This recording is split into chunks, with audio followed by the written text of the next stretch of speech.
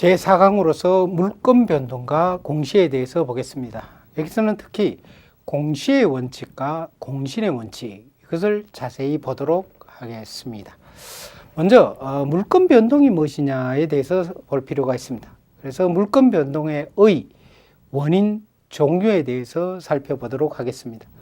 자, 먼저 물권 변동이란 게 뭐냐를 보면은, 물권 변동이란 물권의 발생, 변경, 소멸을 의미하겠습니다. 이를 물권의 주체에 따라서 다시 정의해 보면, 물권의 변동은 물권의 득실, 즉 물권의 취득, 상실 및 변경을 말합니다. 이러한 물권 변동의 태양, 이것은 사실 물권법에서는 자세히 살펴볼 필요는 없지만은 여러분들이 민법 총칙에 대해서 자세히 공부한 분도 있고 공부하지 않은 분도 있고 해서 민법 총칙에서 권리 변동의 태양이라는 것이 바로 물권 변동의 태양에도 그대로 적용되는데, 이 물권 변동의 태양에 대해서 조금 설명해 드리겠습니다. 물권 변동을 보면은 크게 물권의 발생, 변경, 소멸로 나눌 수가 있는 것이죠. 먼저 물권의 발생을 보면은, 물권의 발생은 절대적 발생과 상대적 발생으로 나눌 수 있습니다. 이때 절대적 발생이라는 것은 사해의 물건이 하나 새로이 발생하는 경우죠. 예를 들어 무주물 선점, 매장물 발견을 함으로써 선점자나 또 발견자가 하나의 물건이 새롭게 취득하는 경우, 즉 원시 취득하는 경우, 이런 것이 물건의 절대적 발생에 해당됩니다. 그 다음에 물건의 상대적 발생을 보면은, 이 상대적 발생은 이전적 성계와 설정적 성계로 나눌 수가 있는데, 이전적 성계는 매매, 상속 등에 의하여 전주가 가지고 있는 물건이 그대로 성계되는 것을 말합니다. 이러한 이전적 성계는 포괄 성계와 특정 성계가 있죠. 그래서 상속, 포괄 유증, 회사의 합병, 이런 경우에는 포괄 성계가 일어나고, 특정 성계는 매매, 정려, 이런 경우입니다. 즉 예를 들어서 X 토지에 대한 갑과 을이 매매 계약을 체결하는 경우, 이런 경우에 특정 성계가 일어나는 경우죠. 그 다음에 설정적 성계라는 것은 전주의 물건은 그대로 존속하면서 그 물건의 내용의 일부를 성계하는 것을 말합니다. 예를 들어서 A가 가지고 있는 X 토지에 대해서 B가 지상권을 설정한다든가 또 저당권의 설정을 받는 경우가 해당됩니다. 그래서 전주의 물건은 그대로 존속하면서 그 물건의 내용의 일부를 성계하는 것이 설정적 성계가 되겠습니다.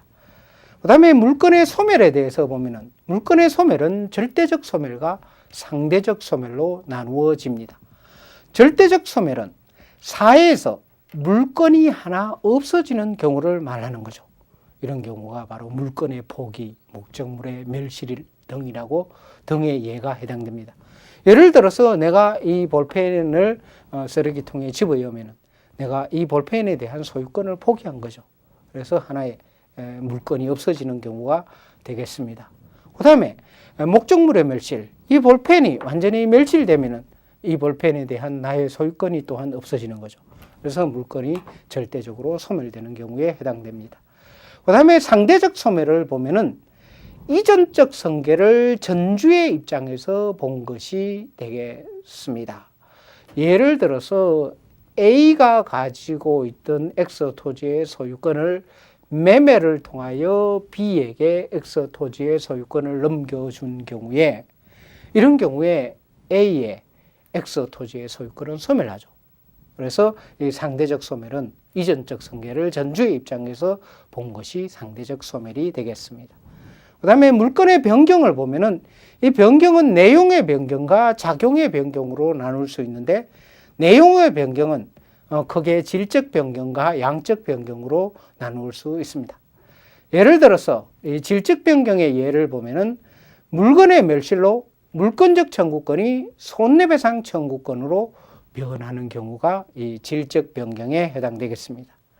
그 다음에 양적 변경은 물건의 정감, 또 피담보 채권의 이율의 변경, 예를 들어서 저당권에 있어서 이율의 변경이 되는 경우, 이런 것은 바로 저당권의 양적 변경이 일어난 경우에 해당되겠죠. 그 다음에 작용의 변경을 보면은 저당권의 순위가 변경되는 것이 작용의 변경이라고 할 수 있습니다. 자, 우리나라에서는 저당권에 있어서 순위 승진의 원칙을 취함으로써, 자, 1번 저당권이 소멸되면 2번 저당권은 순위가 승진이 됩니다. 자, 이런 경우에 2번 저당권이 1번 저당권으로 순위가 승진되는 것, 이것은 바로 작용의 변경이라고 할 수가 있겠습니다. 그다음에 두 번째로 물권 변동의 원인에 대해서 봅시다. 자, 물권 변동의 원인은 크게 당사자의 의사에 의한 물권 변동과 법률의 규정에 의한 물권 변동으로 나누어 볼 수가 있습니다. 즉, 예를 들어서 X 토지에 대한 매매 계약을 체결하고 X 토지에 대한 소유권 이전의 합의를 통해서 X 토지의 소유권이 새로운 소유자에게 넘어가게 되죠. 이러한 경우는 바로 당사자의 의사에 의한 물권 변동, 즉 법률 행위에 의한 물권 변동이죠. 즉 앞에서 예를 든 것이 바로 계약이죠. 그래서 계약, 즉 법률 행위에 의한 물권 변동이 일어나게 되는 것입니다. 이때 법률 행위다라는 말이 있는데, 여러분들이 민법 총칙에서는 이것을 법률 행위가 뭐냐라는 것을 배우게 되는데, 법률 행위에는 세 가지 종류가 있습니다. 계약, 합동행위, 단독행위가 있죠. 여러분들이 법률 행위라는 말을 나왔을 때는 쉽게 계약이라는 말을 연상시키면 되겠습니다. 그 다음에 법률의 규정에 의한 물권 변동이 있습니다. 그러면 먼저 이 양자에 대해서 조금 자세히 봅시다. 법률 행위에 의한 물권 변동을 보면은, 자, 물권 변동의 가장 중요한 원인은 당사자의 의사, 즉 법률 행위에 의한 물권 변동이 되겠습니다. 즉 당사자가 예를 들어서 X 토지에 대한 매매 계약을 체결하고 X 토지에 대한 소유권 이전에 합의를 함으로써 X 토지에 대한 소유권 이전의 변동이 생기게 됩니다. 자, 이런 경우가 법률 행위에 의한 물권 변동이고, 즉 이것이 현실에서는 가장 중요한 문제로 되겠습니다. 이때 물권 변동을 일어나게 하는 법률 행위를 물권 행위라고 합니다. 즉 물권 행위는 물권 변동을 목적으로 하는 법률 행위다라고 할 수가 있습니다. 다시 말하면 물권 행위는 직접 물권 변동을 목적으로 하는 법률 행위라고 하겠습니다. 이 물권 행위에 대해서는 뒤에 가서 좀 더 자세히 보겠습니다. 법률 행위에 의한 부동산 물권 변동은 등기, 동산 물권 변동은 인도가 있어야 효력이 발생합니다. 즉 당사자의 물권 행위 플러스 부동산의 경우에는 등기까지 있어야 물권 변동이 일어나고, 동산의 경우에서는 점유의 이전인 인도가 있어야 물권 변동이 일어납니다. 이것을 성립요건주의 또는 형식주의라고 하는데 뒤에 가서 좀 더 자세히 보겠습니다. 그 다음에 법률 행위에 의하지 않은 물권 변동이 있습니다. 법률 행위 이외에 사건, 법률의 규정, 국가의 주권 행사 등에 의해서도 물권 변동이 일어납니다. 이것을 법률의 규정에 의한 물권 변동이라고 하죠. 이것은 좀 더 정확하게 말하면 법률 행위에 의하지 않은 물권 변동이 되겠죠. 이러한 것에서는 취득시효, 혼동, 무주물 선점, 유실물 습득, 매장물 발견, 첨부, 상속, 공용증수, 경매, 몰수 등이 인정되고 있습니다. 법률 행위에 의하지 않은 물권 변동의 경우에는 등기나 인도가 없이도 물권 변동의 효력이 발생합니다. 이것은 우리 민법 186조에서 규정하고 있죠. 이에 대해서는 뒤에 가서 좀 더 자세히 살펴보겠습니다. 그 다음에 세 번째로 물권 변동의 종류를 보면은 변동되는 물건이 부동산인 경우에는 부동산 물건, 부동산 물권 변동. 그 다음 변동되는 물건이 동산인 경우에는 동산 물권 변동으로 나눌 수가 있습니다.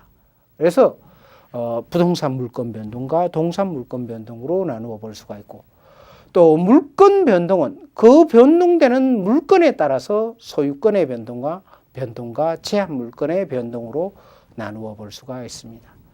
우리 민법은 186조와 187조에서 부동산 물권 변동을, 또 188조 내지 190조에서 동산 물권 변동에 대해서 규정하고 있습니다.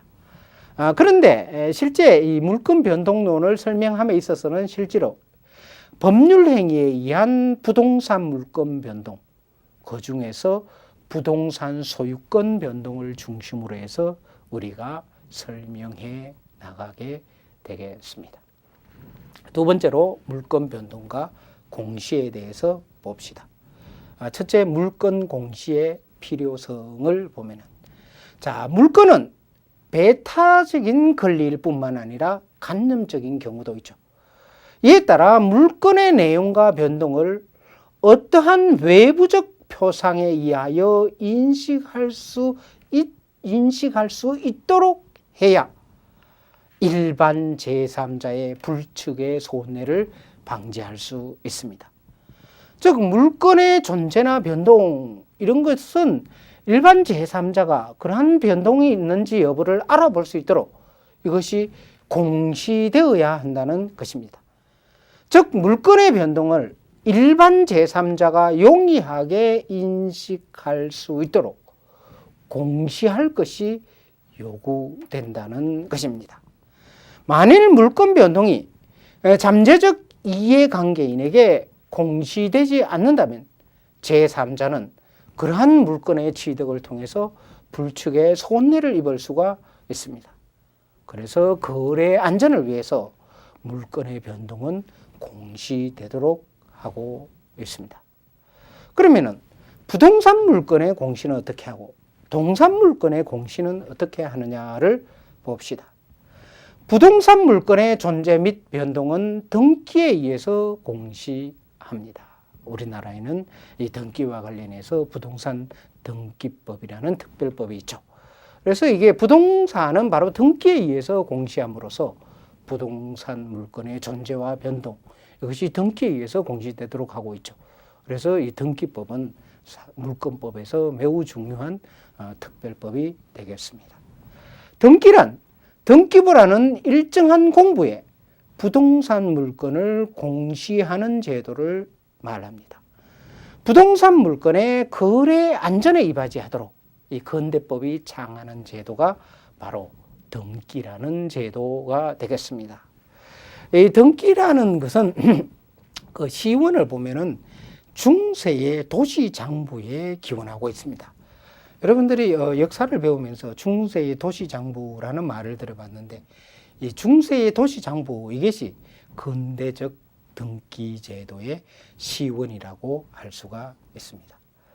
그리고 수목의 집단, 미분리의 가실 등은 명인방법이라는 간섭법상의 공시방법이 인정되고 있습니다. 즉, 부동산 물건의 경우에는 우리나라에서는 등기를 통해서 공시하도록 하는데, 또한 우리나라에서는 간섭법상의 공시방법이라는 명인방법이 인정되고 있습니다. 이 명인방법이 뭐냐? 이것은 뒤에 가서 자세히 살펴보겠습니다. 그 다음에 동산물권의 공시제도를 보면은, 동산물권의 공시는 점유 또는 점유의 이전인 인도에 의해서 공시를 하겠습니다. 동산물권의 존재를 공시하는 것은 점유이죠. 자, 내가 이 물건에 대해서 지금 사실상의 지배를 하고 있죠. 자, 이렇게 사실상의 지배, 이것이 점유입니다. 그래서 내가 이 물건을 점유함으로써 내가 이 동산에 대한 소유권이 있다, 또 점유권이 있다, 이런 것이 공시가 되겠습니다. 그 다음에 동산물권의 변동에서 모습에서 봤을 때는 이 공시는 점유의 이전, 즉 인도에 의해서 공시한다고 하겠습니다. 그러나 동산의 경우에는 주로 점유에 의해서, 점유 또는 점유의 이전인 인도에 의해서 공시하지만 예외적으로 등기나 등록에 의해서 공시하는 경우가 있습니다.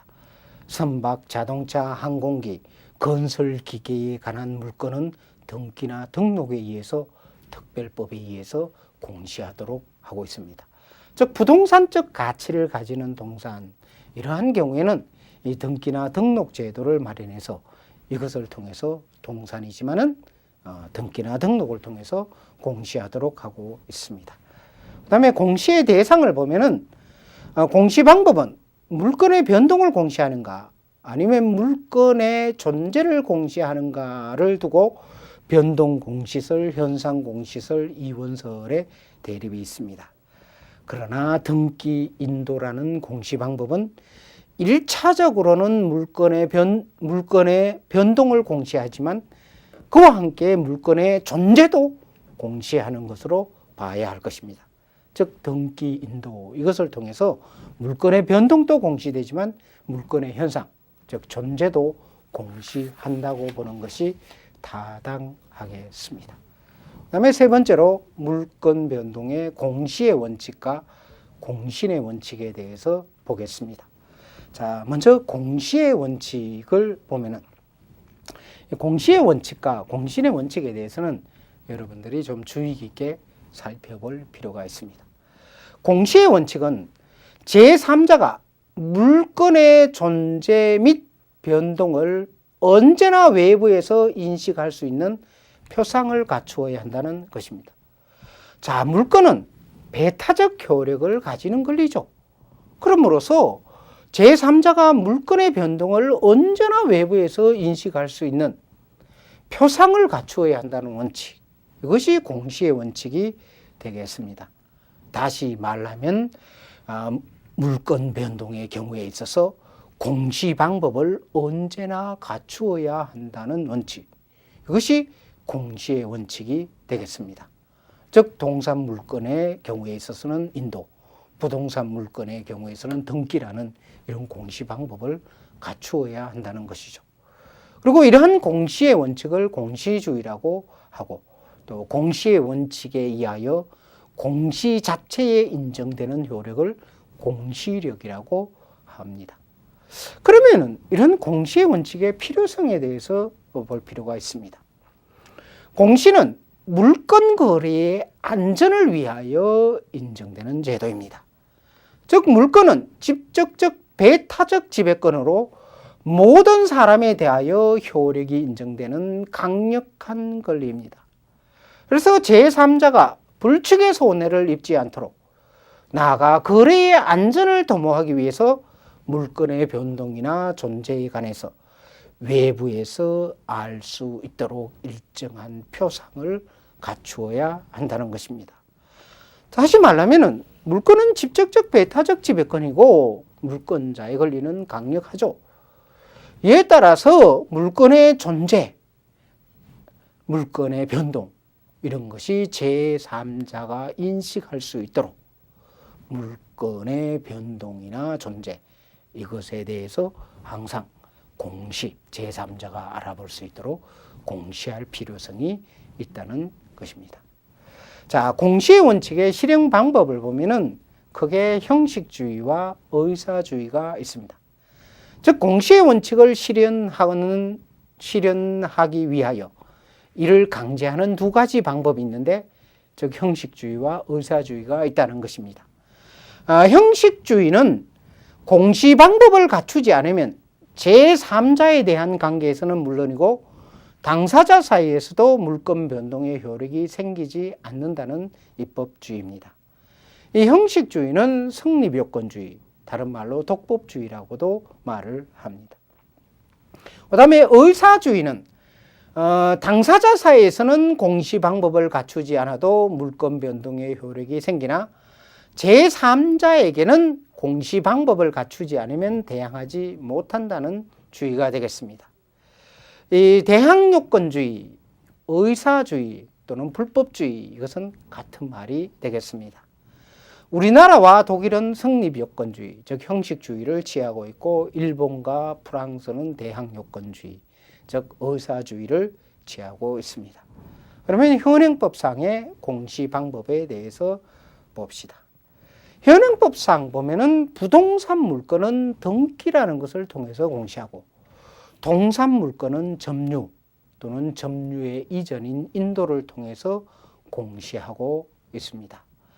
동산 물건의 존재를 공시한다는 면에서는 점유이고 동산 물건의 변동을 공시한다는 면에서 봤을 때는 점유의 이전, 인도가 동산 물건의 변동을 공시하게 되겠죠.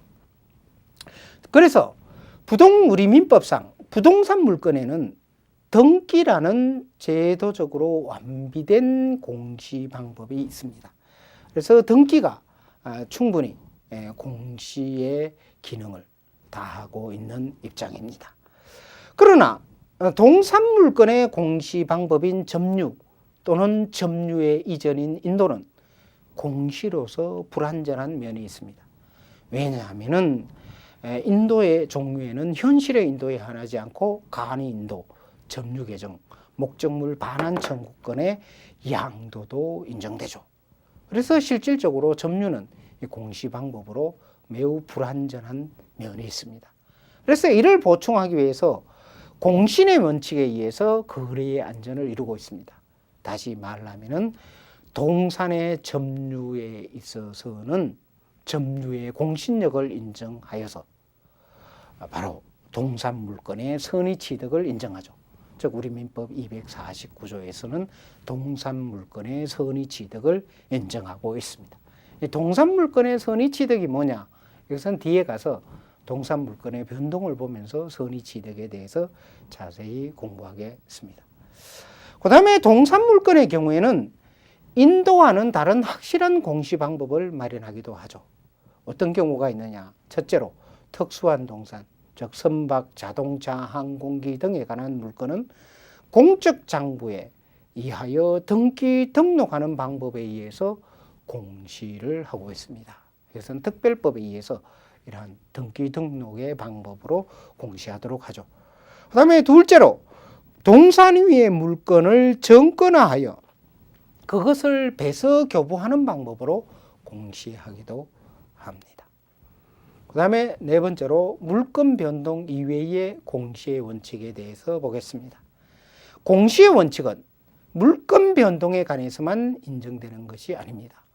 즉 모든 물건의 존재와 변동은 공시되어야 한다라는 이런 공시 원칙은 물건 변동에 있어서만 인정되는 것이 아니고 강업권, 어업권, 특허권, 저작권 등의 등록 이러한 제도도 바로 공시의 원칙을 관철하기 위한 것입니다.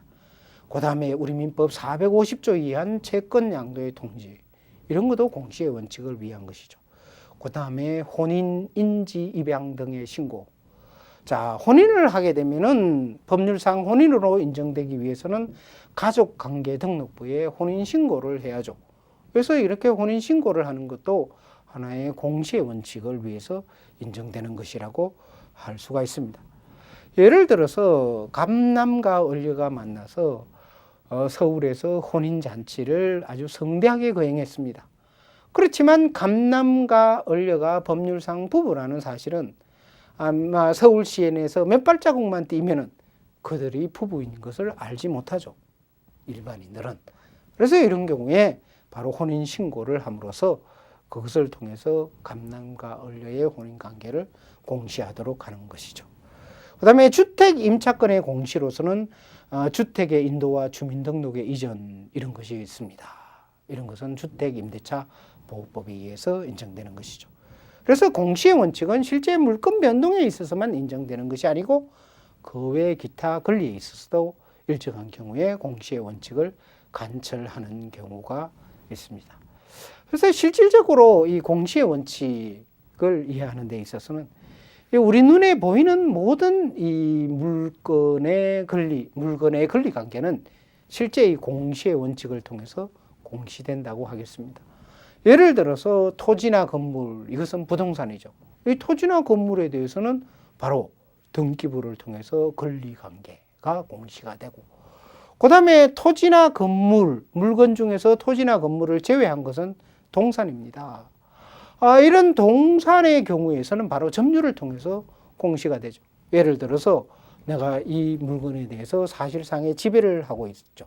자, 이런 경우에는 바로 점유를 통해서 이 물건에 대한 권리 관계가 공시가 되는 것입니다. 그래서 실질적으로 모든 물건의 이 권리 관계 이런 것은 실제 공시되고 있다고 할 수가 있습니다. 그 다음에 공시의 효과로서는 권리 변동적 효력, 공신력, 추정력 이것을 들 수가 있습니다.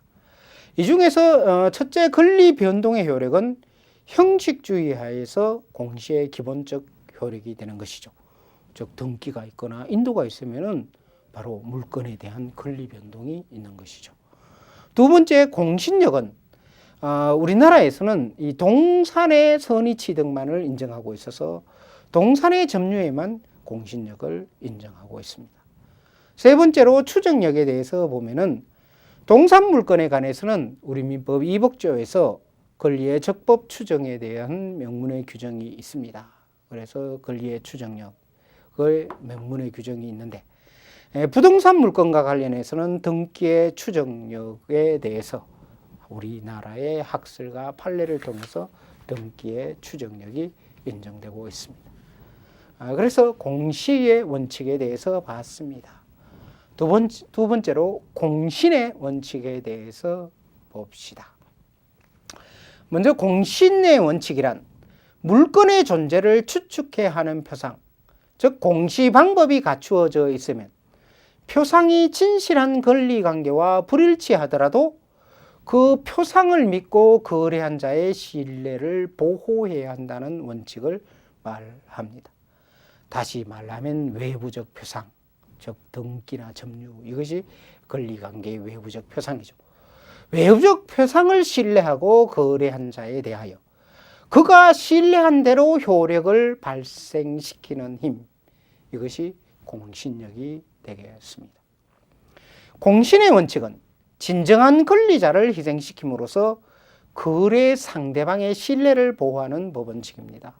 즉 등기나 점유를 믿고 거래한 자가 바로 등기나 점유대로 이 물건을 취득할 수 있다는 원칙이 공신의 원칙이죠. 이것은 바로 거래 상대방을 보호하는 원칙이 되겠습니다. 물건 변동에 관해 공신의 원칙이 인정되면 무권리자로부터 선의로 물건을 양수받은 자에게 이른바 선의 취득이 인정됩니다. 그래서 그 반사적 효과로 진정한 권리자는 권리를 상실하게 되겠습니다. 자, 공신의 원칙이 뭐냐의 그림으로 한번 봅시다. 자, 갑과 을 사이의 X 토지에 대한 매매 계약을 체결했습니다. 그래서 매매 계약을 체결하고 을이 잔대금을 지급하고 바로 을 앞으로 소유권 이전 등기가 되었습니다. 자, 그런데 이 X 토지의 매매 계약이 무효, 취소 등의 실효 원인이 있었습니다. 자, 실효 원인이 있었는 경우에 이러한 경우에 등기는 을 앞으로 있죠. 그런데 을이 자기 앞에 등기되어 있음을 기하로 병한테 이 X 토지에 대해서 다시 매매 계약을 체결했습니다. 그래서 이때 병은 등기부가 을 앞으로 X 토지의 소유권이 을에게 등기되어 있으니까 자, 을이 소유자다 믿고 이렇게 선의로 병이 선의로 매수를 했습니다. 이런 경우에 병 앞으로 등기한 경우에 병은 소유권을 취득할 수 있다는 것이죠. 이게 바로 등기의 공신력을 인정하는 것입니다. 실질적으로 이런 경우에 매매 계약이 무효 취소된 경우에 우리나라에는 물권행위의 유인서를 취함으로써 이런 경우에 물건은 당연히 갑에게 복귀가 됩니다. 그래서 갑이 실질적으로 소유자인데 등기부상 을이 소유자로 등기되어 있으므로 이 등기를 믿고 거래한 제3자 병이 보호된다는 것이 바로 등기의 공신력을 인정하는 것이 됩니다. 이 등기의 공신력을 인정하면은 어떻게 됩니까? 진정한 권리자 갑이 희생되는 것이죠. 진정한 권리자 갑이 희생되고 바로 등기를 믿고 선의로 매수한 제3자 거래 상대방이 보호된다는 것이 되겠습니다. 그러면 이런 공신의 원칙의 인정 근거는 뭐냐? 왜 인정을 하느냐? 그것은 바로 물건 거래의 안정과 신속을 확보하기 위한 제도입니다.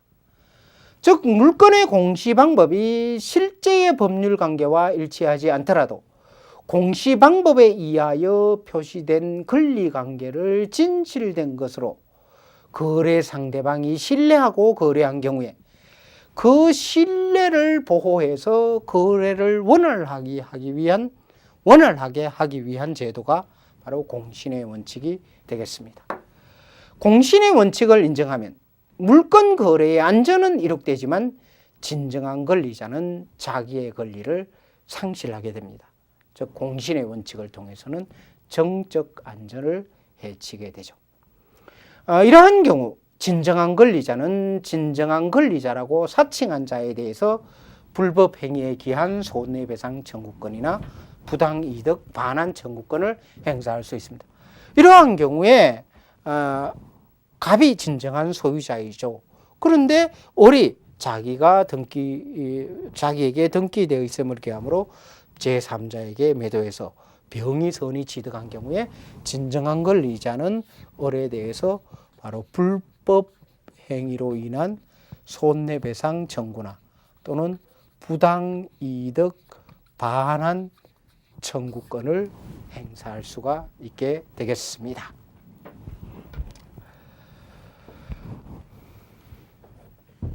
이와 같이 공신의 원칙은 진정한 권리자를 희생시키고 양수인을 보호함으로써 거래의 안전과 신속을 도모하는 제도입니다. 즉 권리외관 등기나 점유에 대해서 공신력이 인정된다면은 거래 상대방의 입장에서는 등기나 점유를 믿고 거래를 하는 경우에 그 물건을 취득할 수 있다라고 해서 라는 것이 되어서 거래의 안전과 신속을 기할 수 있게 되는 것입니다. 공신의 원칙을 어느 범위 내에서 채택할 것인가는 입법 정책적인 문제라고 하겠습니다. 공신의 원칙의 연역을 봅시다. 이 공신의 원칙은 게르만법상의 법원칙인 사람은 자기가 신뢰를 둔 곳에서 신뢰를 찾아야 한다. 또 손이 손을 지켜야 한다. 이러한 원칙에 의해서 인정되었습니다. 즉 손이 손을 지켜야 한다는 원칙 아래 동산 소유권의 추격표가 제한되었던 것에서 공신의 원칙이 인정합니다. 근대법에서는 주로 동산 거래의 안전을 위해서 동산의 점유의 공신력을 인정하고 있습니다. 그러나 부동산 등기에도 공신력을 인정할 것인가가 문제가 됩니다.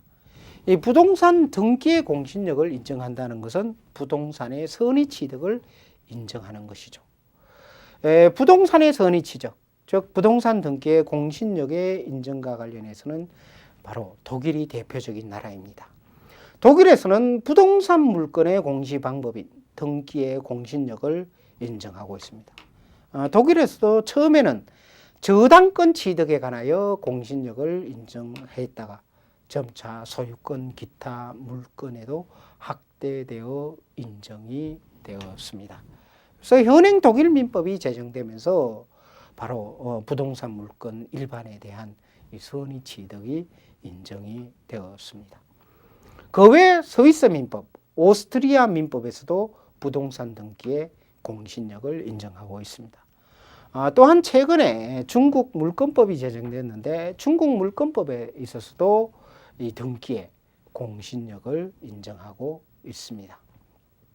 그러나 프랑스 민법, 일본 민법은 동산의 점유에 대해서만 공신력을 인정하고 있고 부동산 등기에는 아직 공신력을 인정하고 있지 않습니다.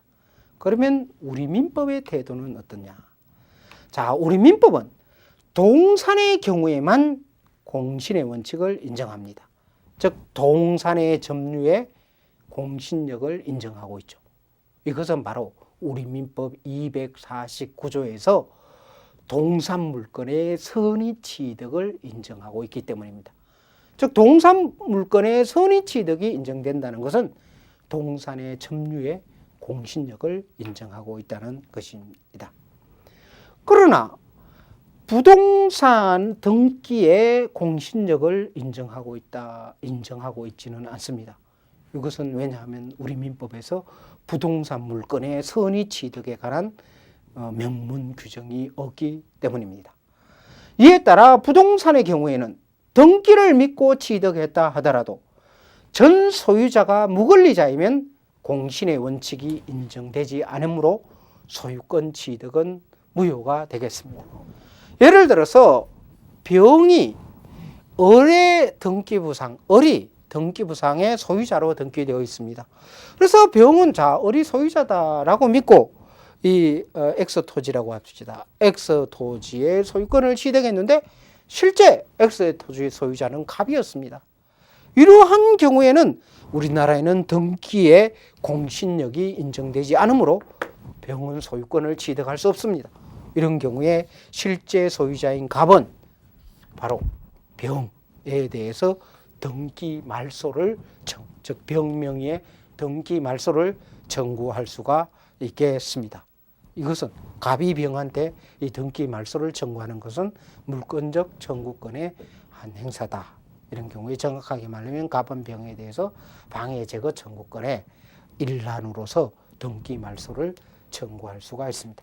우리나라에는 등기의 공신력이 인정되고 있지 않기 때문입니다.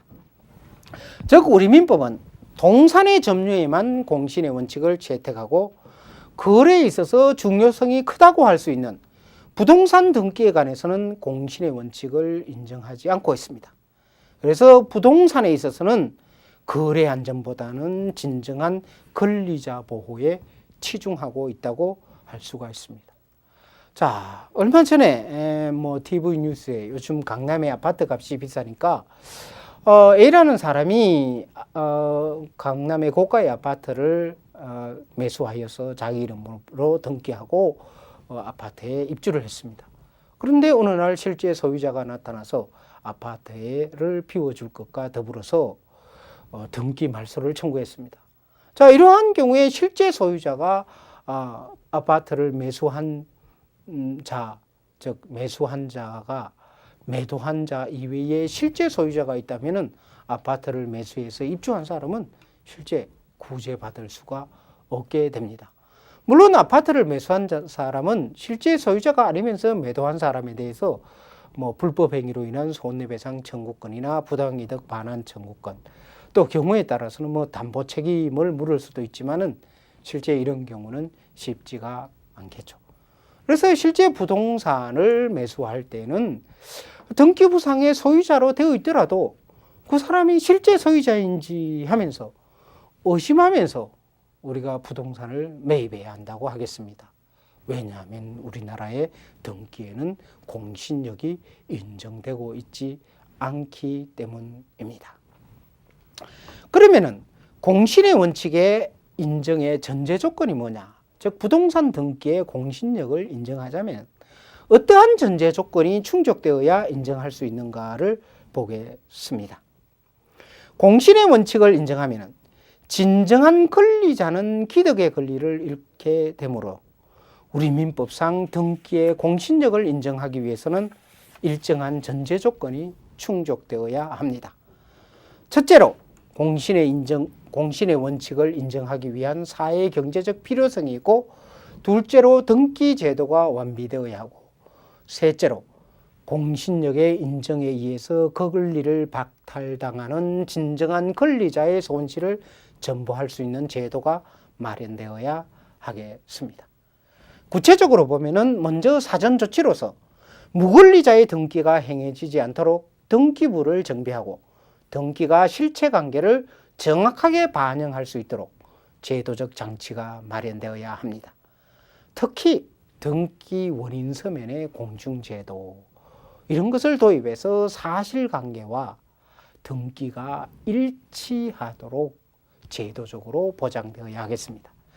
독일의 경우에는 바로 등기 원인 서면의 공중제도를 통해서 바로 사실관계와 등기가 일치하도록 제도적으로 보장하고 있습니다. 이를 바탕으로 해서 등기의 공신력을 인정하고 있죠. 그 다음에 두 번째로 사후조치로는 진정한 권리자의 손실을 전부할 수 있는 제도가 마련되어야 합니다. 이를 위해서는 등기 수수료의 일부를 적립하거나 등기보험제도를 확립하여 그 재원을 확보하는 방안을 검토할 필요가 있습니다. 우리나라에서 보면은 현실적으로 등기의 공신력을 인정할 필요성은 있습니다. 예를 들어 저당권 유동화의 필요성이나 또 부동산 거래의 안전의 확보, 이런 면에서는 등기의 공신력을 인정해야 합니다. 그러나 등기 제도가 미비가 되어 있고 진정한 권리자의 손실전보 제도가 미비되어 있으므로 등기의 공신력을 인정하기에는 아직 이르다고 하겠습니다. 특히 등기 제도가 미비되어 있다는 것은 우리나라에서는 이 등기 간의 등기 신청 서류에 대한 형식적 심사주의를 취하고 실질적 심사주의가 인정되지 않습니다. 또 대장과 등기부의 이원화가 되어 있고 또 동일임을 증명하는 인감증명제도의 부실 등으로 등기와 실체 관계가 불일치할 가능성이 내재되어 있습니다. 실제 우리나라에서는 이 등기 제도의 미비로서 이 부동산 사기범들이 상당히 많이 간혹 존재하고 있는 거죠. 그래서 부동산 사기범들이 모든 서류를 위조해 가지고 자기 앞으로 소유권을 이전하고 그것을 제3자한테 매각하고 이 사기범들은 어디로 튀는 이런 모습을 가지고 있죠. 그래서 이런 것을 봤을 때는 아직까지 우리나라에서 등기의 공신력을 인정하기에는 조금 이러지 않나라고 하겠습니다. 그 다음에 공신의 원칙이 인정되지 않는 보안, 즉 부동산 등기의 공신의 원칙이 인정되지 않는 보완책으로서 근원보험을 생각할 수도 있겠습니다. 즉 보험에 의한 부동산 거래의 안전의 확보 방법이죠. 예를 들어서 A라는 사람이 B라는 사람으로 X 토지의 소유권을 매수해서 등기하는 경우에 이때 A가 B로부터 소유권에 취득하지 못함을 대비해서 일정한 보험료를 지급하고 만일 취득하지 못하는 경우에 보험금을 통해서 이 매수인 A를 보호하는 제도, 이것이 바로 근원보험제도입니다. 이러한 근원보험제도에 대해서는 또 최근에 도입 논의가 조금 있습니다. 물론 근본적으로는 부동산 등기의 공신력을 인정해서 부동산 거래의 신속과 안전을 확보하는 것이 중요하죠. 그러나 우리나라에서는 아직 등기의 공신력을 인정하기 위한 제도적 전제가 조금은 미비하다고 하겠습니다. 그 다음에 물건 이외의 공신의 원칙을 보면은 물건 이외에도 권리외관에 대한 신뢰보호가 인정되는 경우가 있습니다. 즉 채권의 준점유자에 대한 변제, 지시채권의 소지인에 대한 변제, 또 영수증 소지인에 대한 변제, 표현대리제도, 이런 것도 하나의 권리외관에 대한 신뢰를 보호하는 것이다 라고 하겠습니다. 한편 엄수표 기타 유가증권에 관해서는 공신의 원칙이 한층 강화되어 있는 모습을 보여주고 있습니다. 이상 물건 변동과 관련한 공시의 원칙과 공신의 원칙에 대해서 살펴봤습니다. 감사합니다.